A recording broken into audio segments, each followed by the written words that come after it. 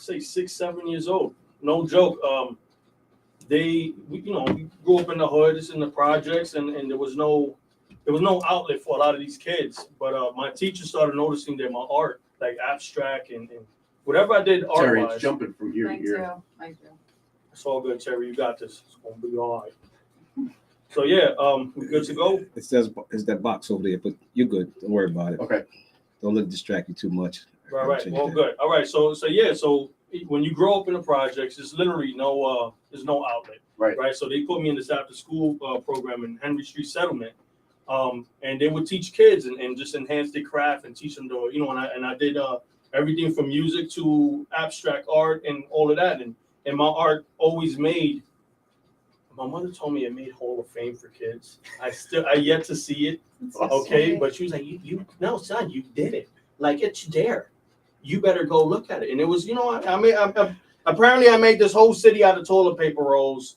You get what I'm saying? And it made this big thing. So they noticed from a young age that I had that gift. Yeah. So whatever I wanted to do, they tried to support that as far as artwork or music or stuff like that.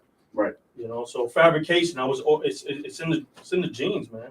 My grandfather was always very mechanically inclined, made anything out of anything. You know what I'm saying? Right. Whatever he wanted, he would make it. I got crazy artists in the family. My wife, you know what I'm saying? Not only is she hot, you feel me, but she's also very talented and gifted with art. But yeah, that's it. So go back then. So your dad tells you have too many cars you're doing too many things here. There's cars filled up in the driveway. Get out. You need a shop. Then what happens?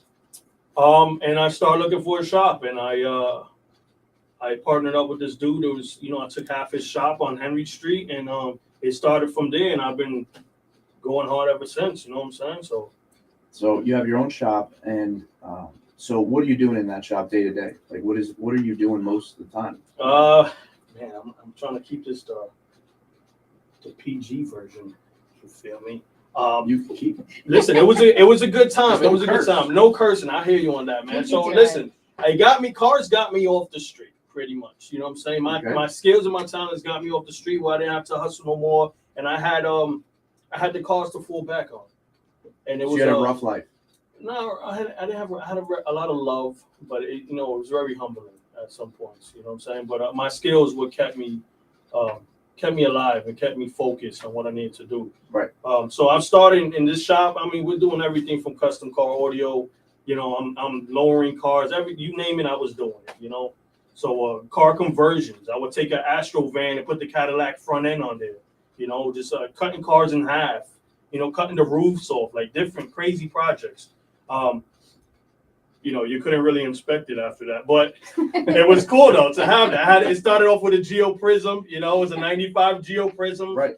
It wasn't a Honda Civic, and I made it look like a Honda Civic. I put an Eclipse front body kit on it, Honda Civic headlights, super tail lights. It was awesome. But from there, the work was so detailed that you're like, the cops will fool. Like, what is this? What is this car? And why does it look like this? And that's what it was. That's awesome. Yeah. So, going into business, you and I both know that you go into there because you have a certain skill and you want to start a business and you can, and that's how things progress. But owning a business, nobody tells you, how hard it can get. You just think that you're going to be doing one little thing here, and right. you have to wear so many hats when owning a business. It's crazy. Like owning a business. It was a struggle because nobody ever taught me how to. I didn't come from business owners, you know what I'm saying? We came from workers, so even having a business at some points were like, you're doing what? I'm just, listen, this is going to keep me alive, and I think I'm going to open up a business. Had no idea how to run it. I was just extremely good at what I do. You know what I'm saying? What I did. And that's what I did. And it was trial and error. It got me to this point. You're talking, 18 years plus. Like, it's trial and error, man. But you have to take the good with the bad. Because all the constructive criticism, you got to take that. You got to run with it. You got to hold it close and just realize you can't forget any little. You learn more from failure than anything. I learned more from embarrassment because the way I grew up and people who taught me, they would literally embarrass me, belittle me, and I had to learn how to adapt and be a chameleon. Instead of being this hood little kid, you know what I'm saying? Everything was, yeah, yo, that car looked crazy, right? Until it's like, hey, Jimmy, did you like your car? It came out great, huh? Wonderful. And that was it. Wow. You know, you had to really adapt. You have to adapt. And I had to teach myself that. Because nobody else was going to teach me that. Everybody was trying to see me fail. You know what I'm saying? When they don't see you in the streets no more, you're not hustling, it's like, yo, he thinks he's better than us. It's not the case. I'm just evolving into this, you know, this cute butterfly. My wife calls. She says I'm pretty hot too. It's cool though. I like it.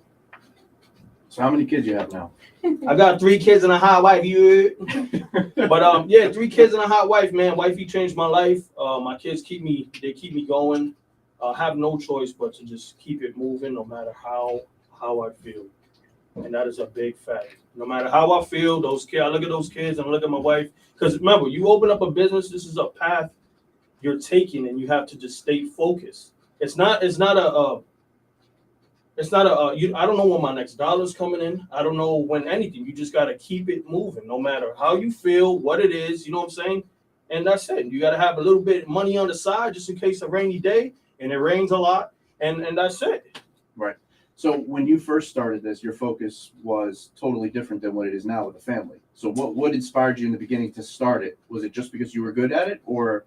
It was because I was good at it, and like I said, it got me off the streets, and it was just one of those. It was word of mouth, and I've been busy ever since with the window tinting, the everything, just the fabrication part, you know. And people always knew a guy, and I was that guy at the time. And that guy became, you know, I had to really focus in. I had to live up to that. Right. So now that you do it for your family, and there's a lot more reasons for you to do this, do you find yourself like that? I have to do things the right way. I have to be good by people. I have to change myself in order for me to keep succeeding. That's huge. It is huge. You have to really think like that, because it's not me. Everything I do is for my family, literally. You know what I'm saying? I never put myself first, although I have to now. But it's one of those things, man, where like I do everything for the family. You know, I can't fall back on anything else. This is what I'm doing. This is the life I gave myself and my kids, and I gotta live up to them. They look at, you know, they look up to me. Mm-hmm. You know, and it's cool, man. You know, I never would have thought. I didn't think I would live past 21, to be honest. But I'm still here. You know, and that's it. And I got a lot of love all over, from you know, high-end doctors to all over the streets. You know, everybody loves me because I give love back. 100%. You always got to give love back. I never forget where I came from. I don't care what you're doing in life. I just always give love back. You know, I give people my time. I made that a thing because I lost so many people in life. When you think of someone, I call them, see how they doing, and you know, just check on little texts. You know what I'm saying? Just that goes a long way. I learned to the word appreciate. Yo, I appreciate you goes a long way with somebody. You know, 100%. So yeah, that's it, man. You know, so it's a lot of that, a lot of evolving, a lot of pivoting. Always bumps on the road. Always got to figure out the next move, and it's never comfortable. And I think that's what keeps me going, you know. It's never comfortable. I always got to adapt to everything that comes my way. 100%. So you gave me a thought before when you were talking about, you know, before the show, you talked about how you were always talking to yourself. Mm-hmm. And I recently started living a different way. I realized a lot about myself, how I'm actually talking to myself. So for a very long time, I've always heard people say, like, you got to be nice to yourself when you talk to yourself. You got to talk to yourself, be very nice to yourself. I never understood that because I only, you know, you would do those stupid things in the mirror and look at yourself and you know you're talking to yourself at that point. But what I've realized now is that, you know, I am literally talking to myself from the moment I wake up to the moment I go to sleep. Yeah. And, you know, I realize that most days that I'm in a bad mood or I'm annoyed, it's because I'm fighting with myself. Right. And I didn't realize that, you know, and I just started realizing this as, you know, you get older and you go through different things, you know, you're taught different lessons. So I realized that when I was annoyed or I was in a bad mood or I was treating, you know, the ones around me badly, I realized that I was fighting with myself and I was being mean to myself. And only recently, since I started this fitness journey on the treadmill, I realized that I talk to myself a lot, and the nicer I talk to myself, and the better conversations, and the better I get along with myself, the better days I'm having, and I'm being the person that I've always wanted to be because I'm talking to myself a lot better. Right.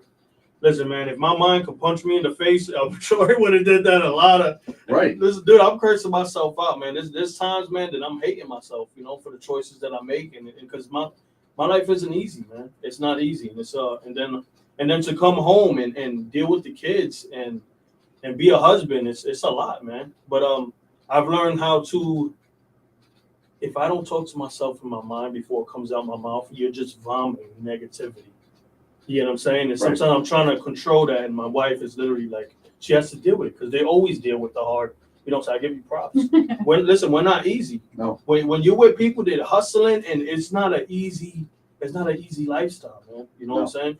I am constantly talking to myself in the head. I suffer from the craziest anxiety. When I'm waking up in the middle of the night, I'm rocking. Wifey's holding me. You know what I'm saying? It's gonna be all right, baby. I'm like, yo, girl, I love you, baby. The best, you know what I'm saying? But you need that support. 100%. You need that support, but it's really hard, man, mentally to keep going. I'm telling you, but mentally, I'm always talking to myself, but I learned that if that's gonna be a thing in my mind and in my life, you got to take advantage of it. So now you're flipping that. So instead of cursing myself out, I'm thinking about the job for the next day, and I'm literally working on that job while I'm so-called sleeping, but I'm not, and I'm planning out, and I'm running wires, and I'm running this through the saw. I'm gonna route this edge this way. I'm gonna use this epoxy for this. And when I wake up in the morning, I got a plan, and I go there and I attack it every single time, right? And I make it happen. And most of the time, like I'm known for the impossible. People come to me for things they want fabricated. I don't know how I'm gonna do it. I know I'm gonna do it, but I just gotta see it and I visualize it and I bang it out. You know what I'm saying? I do it. It's just that's what I always did, and I have to live up to that. You know what I'm saying? I even see that in my kids, bro. I see that in my kids. They're watching me work on cars, and they're taking screwdrivers and doing. They never put it back together, but it's the point of like what to grab to make this happen, and you're starting it. You get what I'm saying? So even when my wife is like she's very autistic, and we have a wood shop at the shop, and she's in there. She makes these things you will see on Home Goods that you will buy. And it's like it's hanging in my kitchen, so it's like it's all around. I'm like, girl, you would, and that's it's a turn on for me. I love that, man. You know what I'm saying? She in the wood shop, all dusty. Sawdust in her eye. I can't see nothing when your glasses.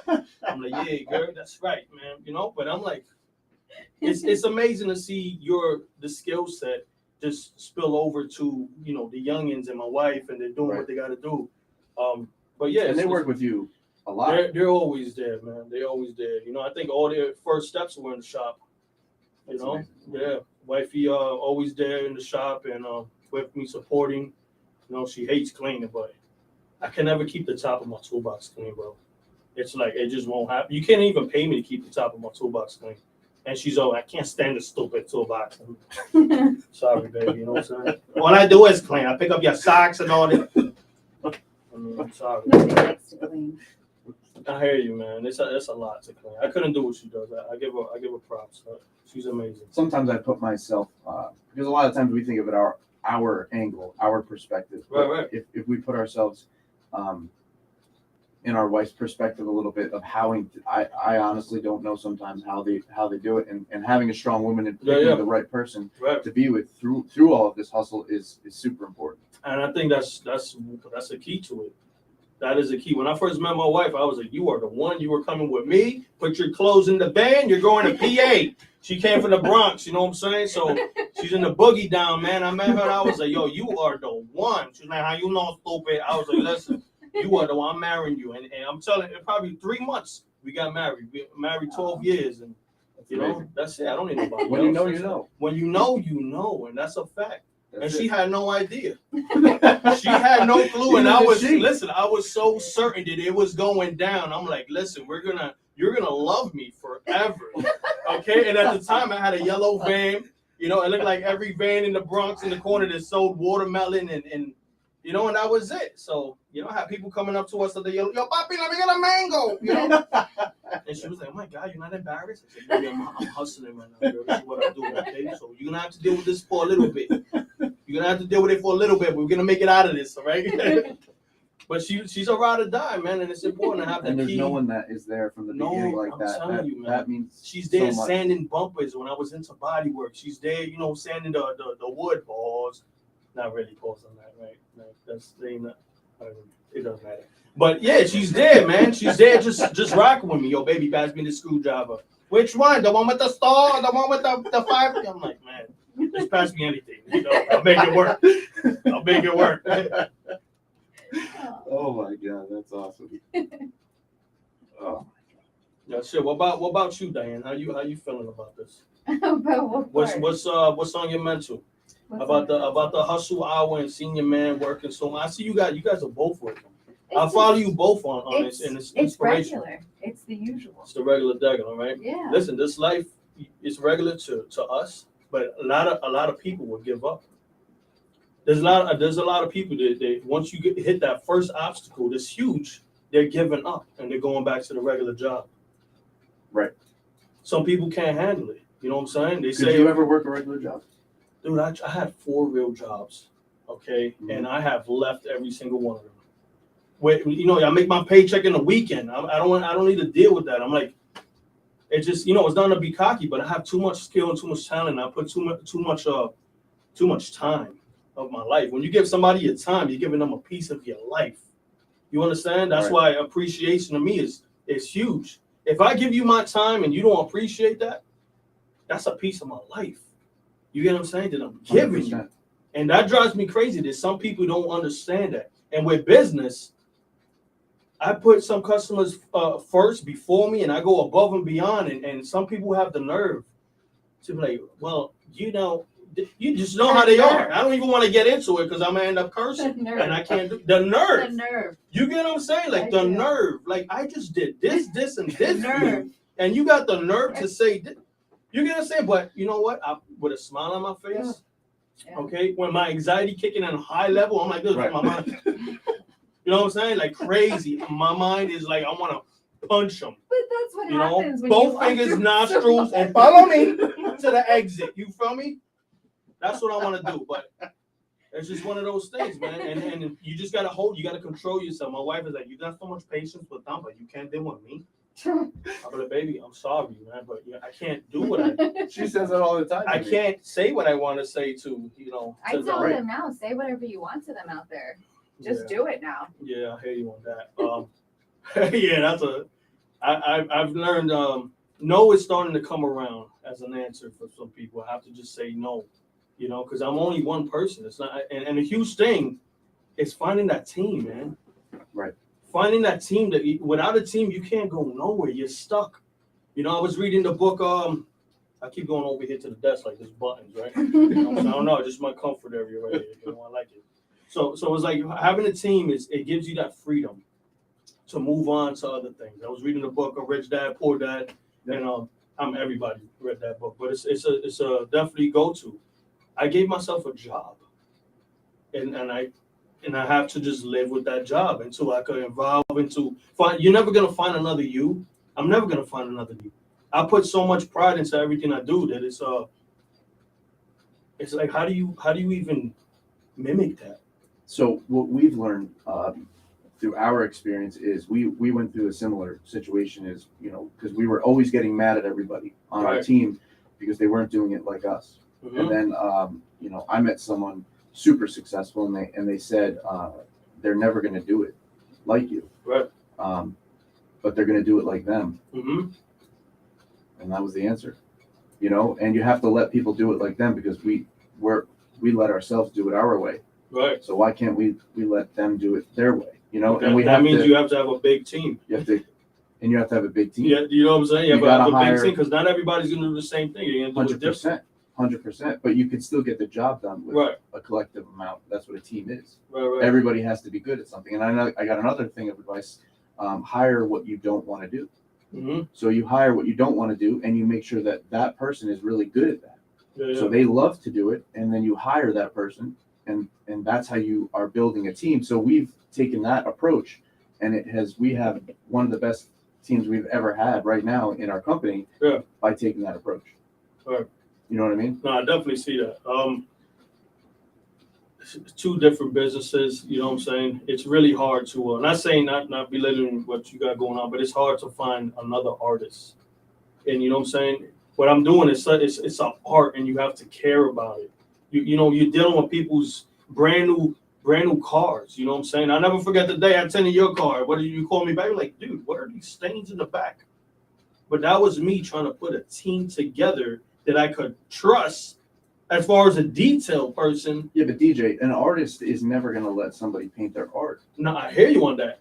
Right. They're never going to look at it like you because it's art to you. Right. But you can. But my slip up was that I have to go over every single job that leaves. You get what I'm saying?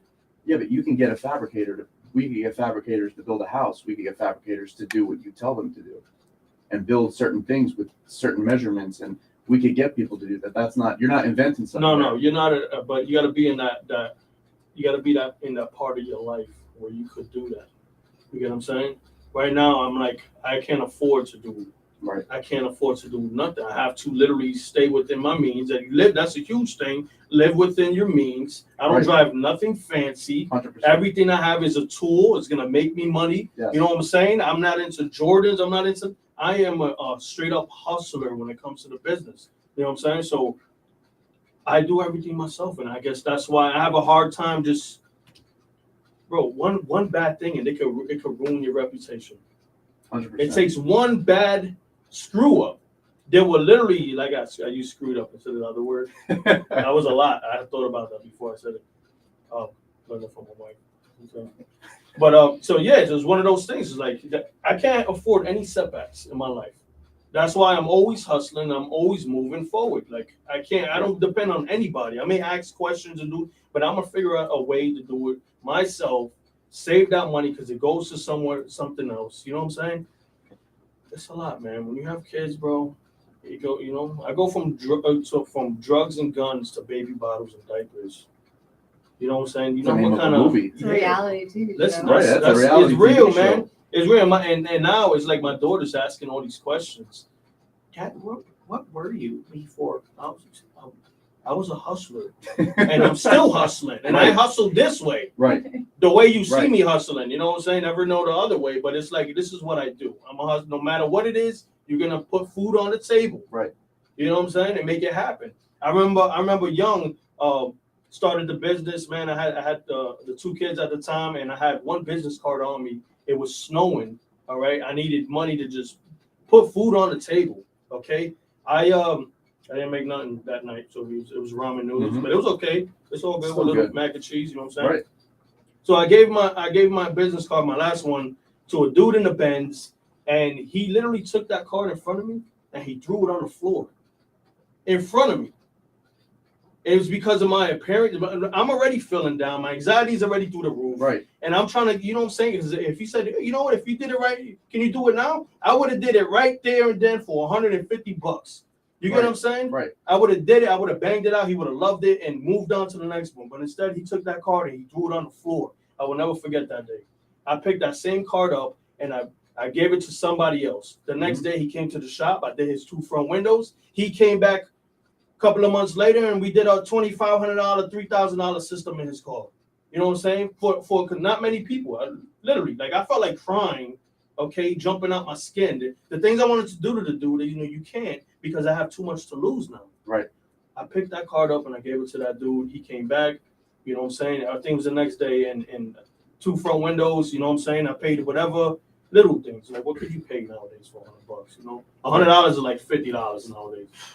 It's just how it is, you know. So it's like money is yeah. So because you that's didn't, another story. So because you didn't do what you really wanted to do to this guy, you were able to give that card to somebody else, which led to another you succeeding more. Right. You know, of course. and it just shows you how much it means to be able to keep yourself in control. You have to have control, man. You can't thinking out of emotion is never a good thing, man. You know, I've learned that over the years, and it's been a lot.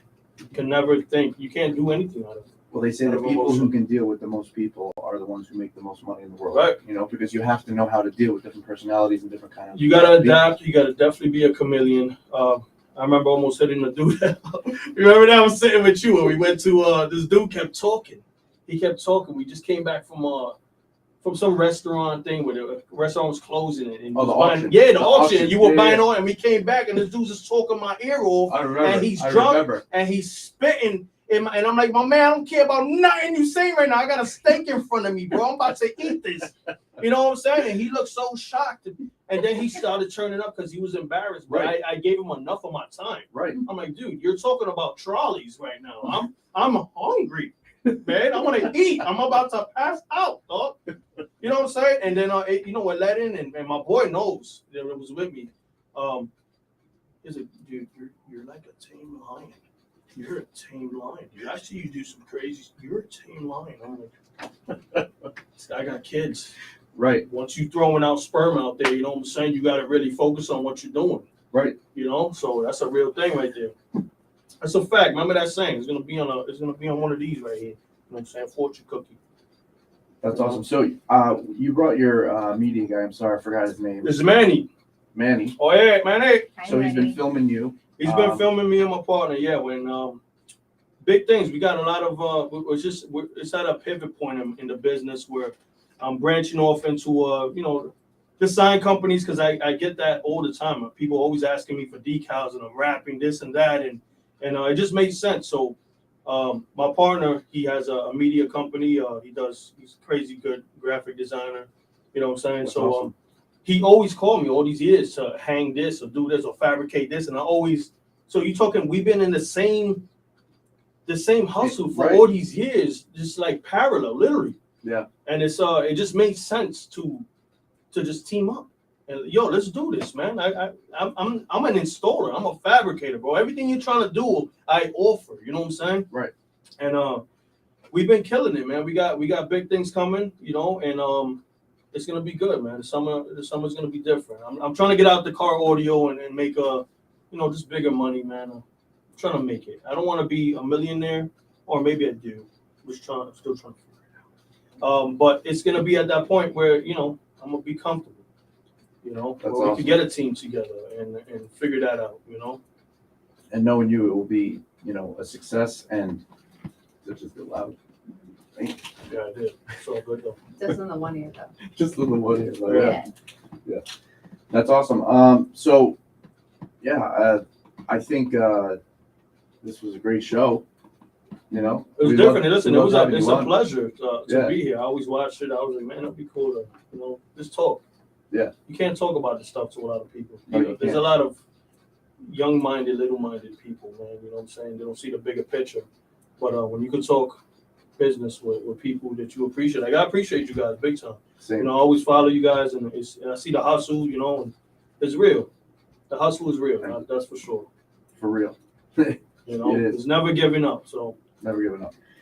So yeah, that was a great show. Thank you so much, DJ, for coming on the show. Thanks for having me. Absolutely. Check out exclusive Auto Sports. You better not go through all of this and mess it up. No. Read that So right. I always thought it was exclusive sports, but then you came in today with the hat, and I read it right before the show, and I was like, wait, exclusive auto sports. Yeah. So I wanted to get it right. Exclusive auto sports. Yeah, it started off exclusive audio. Well, my Yes. mother started that for me, and I was, So I then it remember turned it. into exclusive auto tunes and exclusive auto sport. A lot of fictitious names. Okay. Go look it up.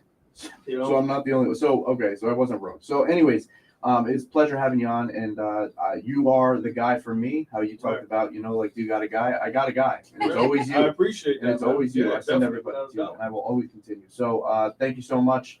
This has been the Hustle Hour with Mike. And Diane. And thank you, DJ, for coming on. Thank you, Welcome. Terry, for Thank the studio, and thank you, D and Manny. My word. Good one. Oh, that was You so did. good. Killed it. The funniest stories.